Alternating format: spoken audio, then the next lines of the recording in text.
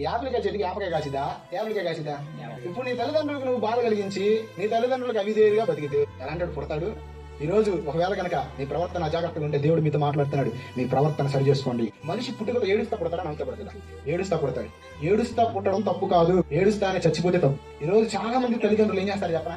పిల్లల గురించి వేదన పెట్టుకుని హృదయంలో కృంగిపోతా ఉంటారు. మారాలి, మారాలి, మా పిల్లలు మారాలి.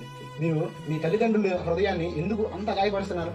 నీ కొరకు నీకు జన్మనివ్వడానికి ఆమె ఎంత వేదన పడిందో తెలుసా? అవసరమైతే కొన్నిసార్లు తన జీవితాన్ని కోల్పోవడానికి కూడా సిద్ధంగా ఉంటారు స్త్రీలు. తల్లి ప్రేమ అది. దేవుని ప్రేమ తర్వాత తల్లి ప్రేమను మించిన ప్రేమ ఈ ప్రపంచంలో లేదు. దేవుడి రాత్రి మీతో మాట్లాడుతున్నాడు, మీ జీవితాలు ఎలా ఉన్నాయి? తల్లిదండ్రులకి ఈ భూమి మీద ఘనత తెచ్చేవారిగా ఉన్నారా, లేక తల్లిదండ్రుల హృదయాల్లో వేదన మిగిల్చేవారిగా ఉన్నారా? ఒకవేళ వేదన మిగిల్చేవారికి ఉంటే దేవుడు మీతో మాట్లాడుతున్నాడు ఏంటో తెలుసా? మీరు దీర్ఘాయుష్మంతులై భూమి మీద వర్తిల్లరు. తన తల్లిని తన తండ్రిని సన్మానించిన వాడు ఈ భూమి మీద ఎలా వర్తిల్లుతాడంట? అంటే ఒకవేళ కనుక తల్లిదండ్రులు దూషిస్తే సన్మానం కనపోతే దీర్ఘాయుష్మంతుడు వాడు, అంతే కదా?